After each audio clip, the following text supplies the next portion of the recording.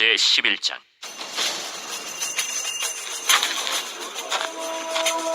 온 땅의 언어가 하나요, 말이 하나였더라. 이에 그들이 동방으로 옮기다가 시날 평지를 만나 거기 거류하며 서로 말하되, 자, 벽돌을 만들어 견고히 굽자. 이에 벽돌로 돌을 대신하며 역청으로 진흙을 대신하고, 자, 성읍과 탑을 건설하여 그 탑 꼭대기를 하늘에 닿게 하여 우리 이름을 내고 온 지면의 흩어짐을 면하자. 여호와께서 사람들이 건설하는 그 성읍과 탑을 보려고 내려오셨더라. 이 무리가 한 족속이요 언어도 하나이므로 이같이 시작하였으니 이후로는 그 하고자 하는 일을 막을 수 없으리로다. 자, 우리가 내려가서 거기서 그들의 언어를 혼잡하게 하여 그들이 서로 알아듣지 못하게 하자. 여호와께서 거기서 그들을 온 지면에 흩으셨으므로 그들이 그 도시를 건설하기를 그쳤더라. 그러므로 그 이름을 바벨이라 하니 이는 여호와께서 거기서 온 땅의 언어를 혼잡하게 하셨음이니라. 여호와께서 거기서 그들을 온 지면에 흩으셨더라. 셈의 족보는 이러하니라. 셈은 100세 곧 홍수 후 2년에 아르박삿을 낳았고, 아르박삿을 낳은 후에 500년을 지내며 자녀를 낳았으며, 아르박삿은 35세에 셀라를 낳았고, 셀라를 낳은 후에 403년을 지내며 자녀를 낳았으며, 셀라는 30세에 에벨을 낳았고, 에벨을 낳은 후에 403년을 지내며 자녀를 낳았으며, 에벨은 34세에 벨렉을 낳았고, 벨렉을 낳은 후에 430년을 지내며 자녀를 낳았으며, 벨렉은 30세에 르우를 낳았고, 르우를 낳은 후에 209년을 지내며 자녀를 낳았으며, 르우는 32세에 스룩을 낳았고, 스룩을 낳은 후에 207년을 지내며 자녀를 낳았으며, 스룩은 30세에 나홀을 낳았고, 나홀을 낳은 후에 200년을 지내며 자녀를 낳았으며, 나홀은 29세에 데라를 낳았고, 데라를 낳은 후에 119년을 지내며 자녀를 낳았으며, 데라는 70세에 아브람과 나홀과 하란을 낳았더라. 데라의 족보는 이러하니라. 데라는 아브람과 나홀과 하란을 낳고, 하란은 롯을 낳았으며, 하란은 그 아비 데라보다 먼저 고향 갈대아인의 우르에서 죽었더라. 아브람과 나홀이 장가들었으니 아브람의 아내의 이름은 사레며, 나홀의 아내의 이름은 밀가니 하란의 딸이요, 하란은 밀가의 아버지이며 또 이스가의 아버지더라. 사레는 임신하지 못함으로 자식이 없었더라.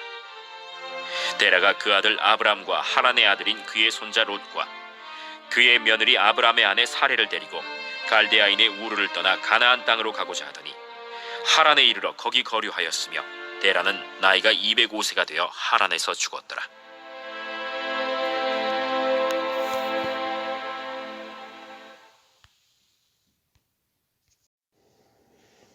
창세기 11장은 두 부분으로 나누어져 있습니다.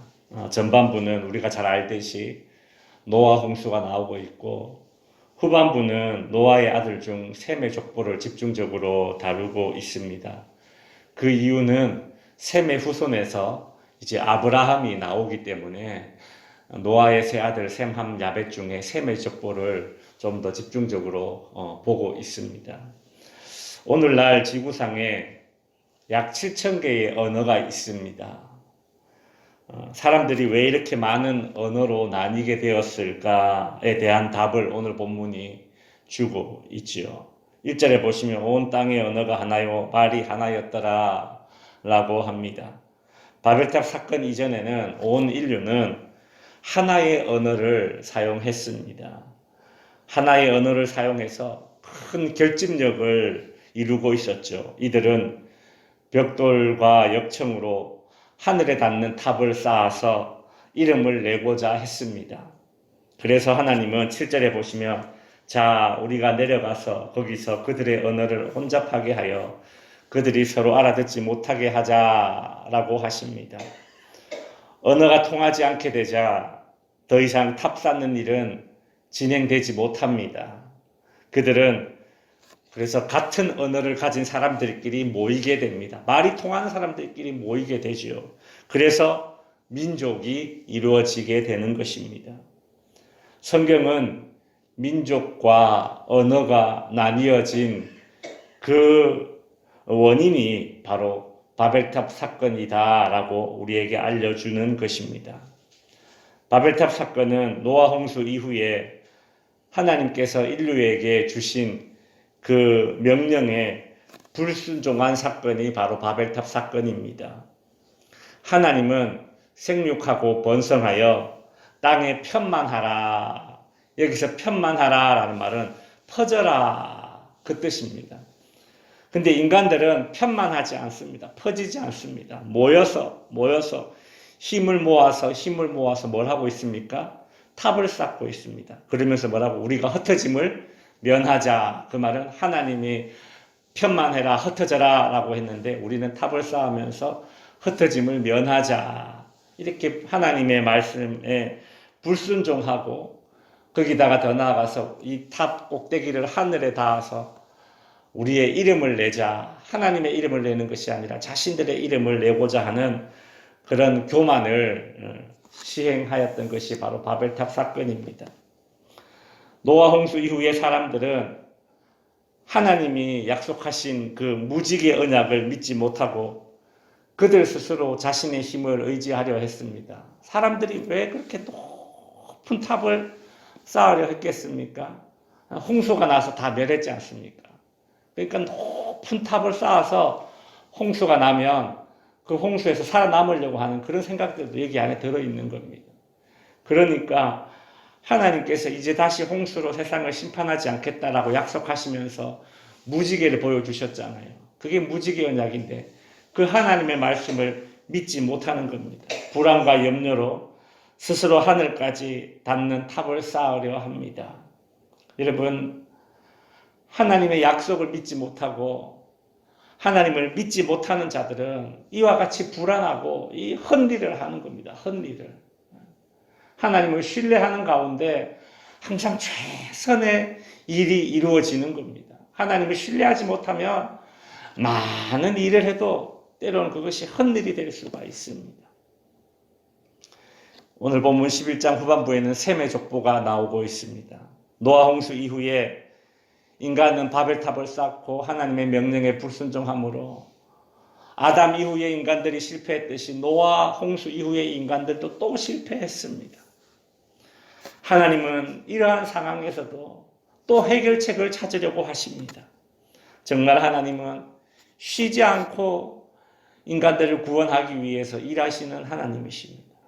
하나님은 인류를 구원하기 위해서 한 사람을 택하십니다. 그 사람이 누구냐? 바로 아브라함입니다. 아브라함.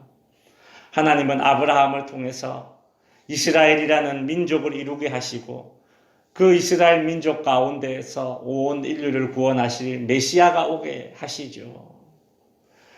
정말 답없고 대책 없는 그 인간들을 향한 하나님의 큰 그림이 이 땅에 내가 메시아를 보내겠다는 그 하나님의 큰 그림이 벌써 창세기에서부터 그려지고 있는 겁니다. 하나님은 이처럼 치밀하신 분이세요. 하나님의 계획에는 실수와 실패란 것이 없는 법입니다. 인간이 이런 하나님의 큰 그림을 모르고 한치 앞만 내다보면서 원망하고 불평하고 불안해하고 염려하지만 하나님의 큰 그림은 바로 우리 모든 인류의 구원 아니겠습니까? 그러니 우리는 노아 홍수 이후에 하나님을 신뢰하지 못해서 헛일하고 불안해하는 그 인간들처럼 사는 것이 아니라 우리는 이미 메시아가 이 땅에 오시고 난 이후의 시대를 살고 있지 않습니까? 하나님을 신뢰하면서 예수 그리스도를 구주로 믿고 염려하지 않고 두려워하지 않고 평안을 누리는 삶을 살게 될 것입니다. 이제 말씀을 정리하겠습니다. 선악과를 먹으면 하나님처럼 된다라는 말에 아담과 하와가 넘어갔지요. 노아 홍수 이후의 인간들은 자신들의 이름을 내려는 그 교만의 유혹에 또 반복적으로 넘어가 실패하고 말았습니다. 하나님은 교만을 싫어하셔서 스스로 뭔가를 그렇게 이루어내려는 하나님보다 내가 더 앞세우는 그런 인간들의 교만을 싫어하셔서 그 교만을 흩으십니다. 인간을 흩어버리십니다. 하나님 없는 교만한 마음으로 뭔가를 이뤄보려 하십니까? 그거 허무한 결말만 보게 될 것입니다. 그런 허무한 결말과 항상 최악의 결과물들만 만들어내는 그런 인간들이었지만 하나님은 셈의 후손 그 가운데 아브라함을 택하셔서 온 인류를 구원할 메시아를 이 땅에 보내주심으로 인간들이 저질러 놓은 똥을, 그 죄악이라는 똥을 하나님께서 다시 치우시죠. 하나님께서는 그렇게 아담의 후손, 노아의 후손, 셈의 후손, 그 가운데 아브라함과 아브라함의 후손 메시아를 통해서 인간들이 저질러 놓은 악을 하나님께서는 다시 선으로 바꾸어 주십니다.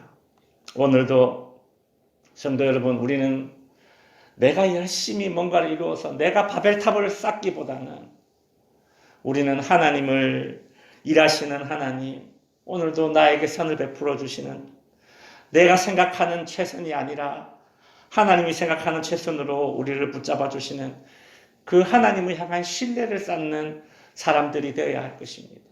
여러분, 바벨탑을 쌓으시겠습니까? 하나님을 향한 신뢰를 쌓으시겠습니까? 둘 중에 하나는 쌓으면서 살 것 아닙니까? 우리는 오늘도 하나님을 향한 우리의 신뢰를 쌓으며 오늘 한 날도 살아가시는 그런 덕지교회 성도님들 될 수 있기를 주님의 이름으로 축원드립니다. 기도하겠습니다.